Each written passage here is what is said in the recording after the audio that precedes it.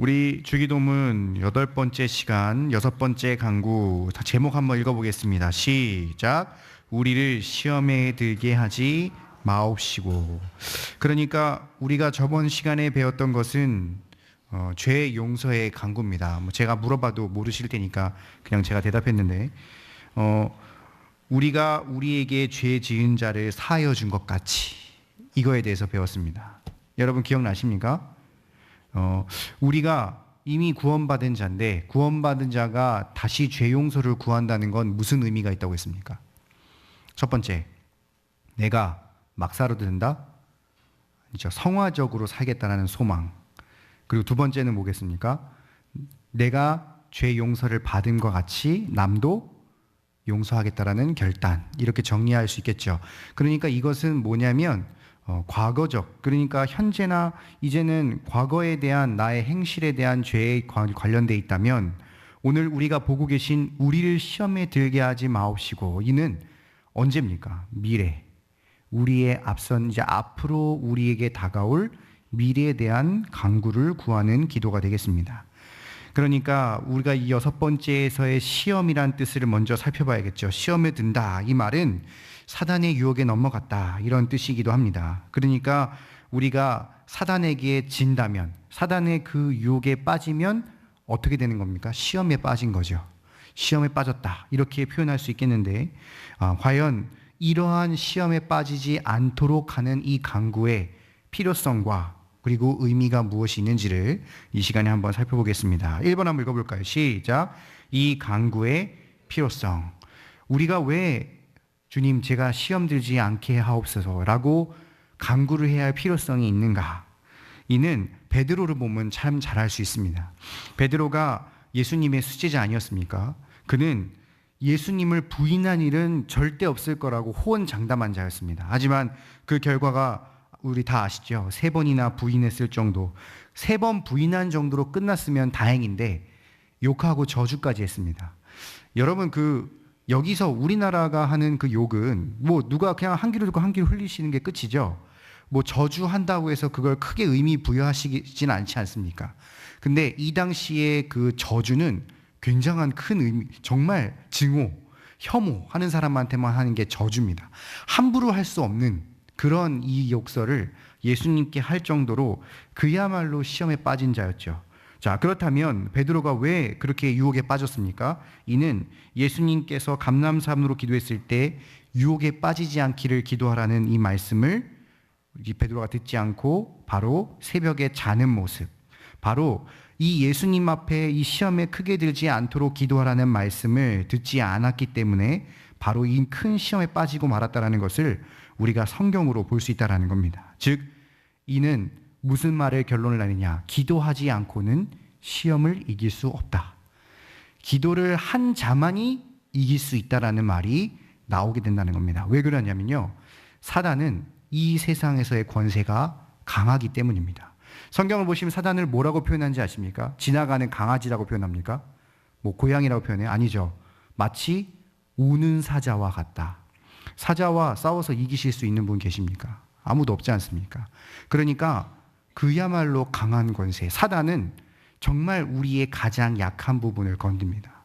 자녀에게 약하면 자녀를, 물질에 약하면 물질을, 관계에 약하면 관계를, 그야말로 이 시험에 빠질 수 있는 모든 방법을 다 동원해서 시험에 빠지게끔 하는 자가 이 사단인데, 바로 이러한 사단에 빠져가지고 허우적거렸던 베드로가 성경 말씀에 뭐라고 했느냐? 여기 근신하라 깨어 중간에 있는 거 보이십니까? 한번 읽어보겠습니다. 근신하라 깨어라. 시작. 근신하라 깨어라.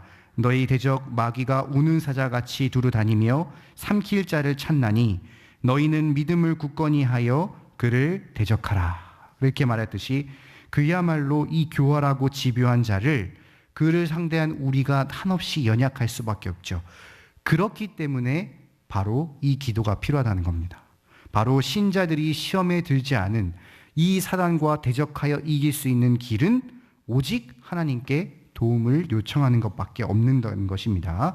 자, 두 번째 한번 읽어볼까요? 시작. 시험에 든다는 것의 의미. 시험에 빠진다라는 것은 아까 우리가 두루 살펴봤지만 사단의 유혹에 넘어갔다. 자, 이는 무슨 뜻일까를 좀 더 자세하게 본다면 그냥 이해를 돕기 위해 말하고 나누고 있는 거예요. 소극적인 것과 이 적극적인 것, 이렇게 두 가지 측면으로 나눠보겠습니다. 시험을 등급으로 매기지는 않지만 이해를 돕기 위해서라고 생각하시면 되겠습니다. 자, 소극적인 건 간단하게 말했을 때 우리가 시험에 들 때 뭐부터 시작이 될까요? 원망, 불평, 낙심, 이렇게 시작되는 겁니다. 그러니까 소극적인 시험에 든 건 내가 왜 이렇게 해야 될까? 왜 이렇게 교회가 할까? 왜 목사님이 저런 말씀하실까? 이런 정말 작지만 이런 불평과 불만, 원망, 이런 아주 소극적인 부분에 있어서는 시험에 들다 이렇게 되지만 적극적으로 나가 있을 때 어떻게 되겠습니까? 내가 죄를 알고도 그대로 죄를 짓는 것. 그게 바로 시험에 빠진 겁니다. 나 이 교회에 대해서 시험 들었어. 예배 안 나가. 나 이 교회에 대해서 시험 들었어. 나 예배 안 드려. 찬양 안 해. 이거는 알고도, 그게 죄라는 걸 알고도 시험에 빠졌으니까 그렇게 행동하는 것들을 바로 우리가 시험에 든다라고 말하는 것입니다. 그런데 이 시험에 든다라는 것에 아주 공통적인 특징이 있는데요. 뭔지 아십니까? 여러분, 성도가 시험에 들었을 때 한 번에 그냥 나는 충격 먹었어라고 바로 막 그런 적극적으로 죄를 지는 거 보셨습니까? 아닙니다. 사소한 것부터 시작합니다. 여러분, 옛말에 그 바늘도둑이 소도둑 된단 말 아시죠? 똑같아요. 시험도 예배를 지각하는 거, 뭐 아주 작지만 이런 내가 거절하는 것부터 하나하나 시작하다가 결국 끝내는 큰 시험에 드는, 큰 죄를 짓는 시험에 빠지게 되는 것을 봤을 때 우리가 그야말로 사단이 이렇게 우리를 교모하게 바로 시험에 들게끔 하기 때문에 그야말로 우리는 전신갑주를 단단히 챙겨 입고 영적을 치르는 병사가 되어야 된다는 것을 우리가 계속해서 생각해 보아야 할 것입니다.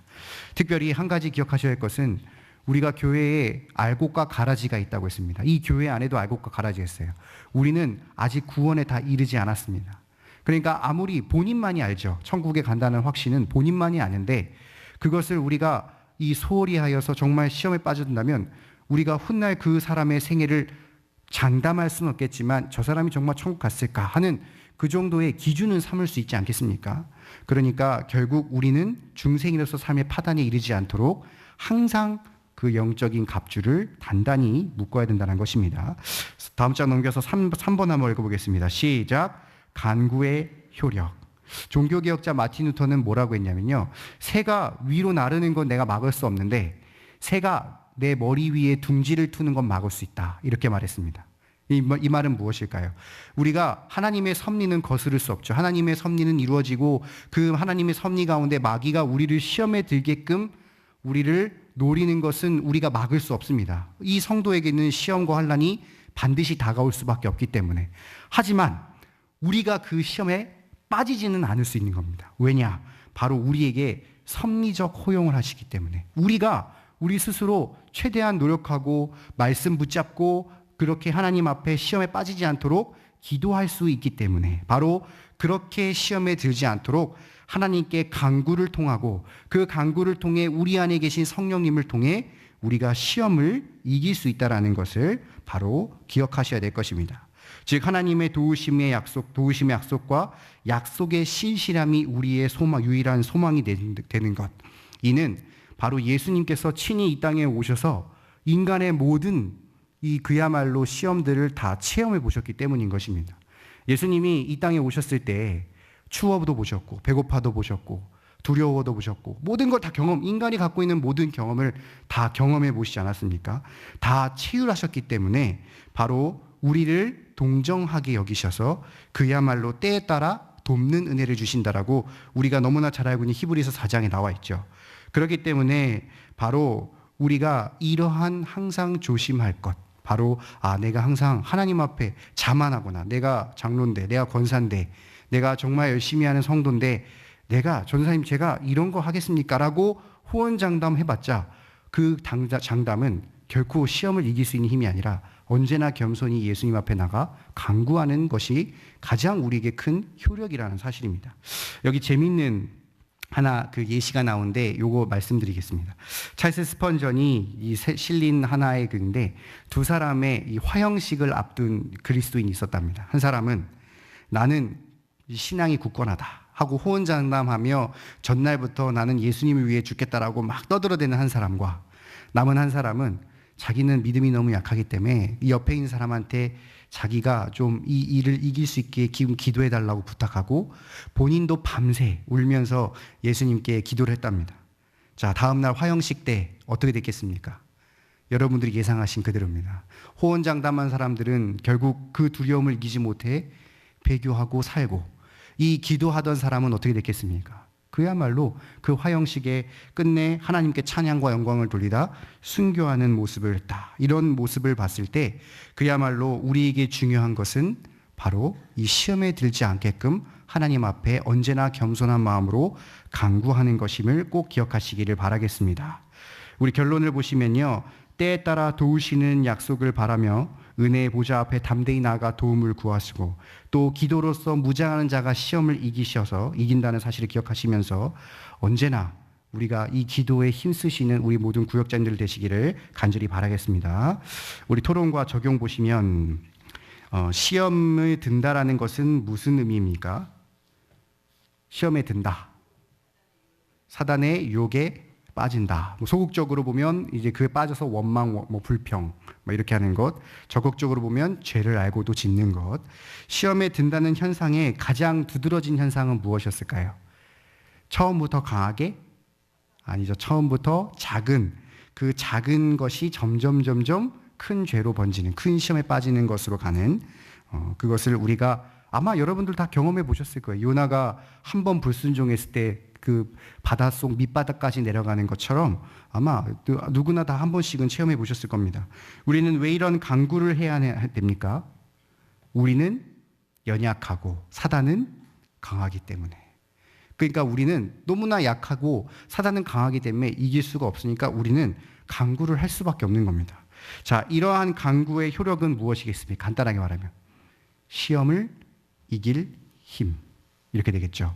자, 그러니까 아주 실질적인 오늘 내용의 그 좋은 성경이니까요, 꼭 다시 한번 읽어보시고 본인들 머릿속에서 정리를 하시고 우리 좀 이제 약하신 우리 모든 구역원들과 함께 모이셔서 꼭 공부하시기를 간절히 바라겠습니다. 기도하겠습니다.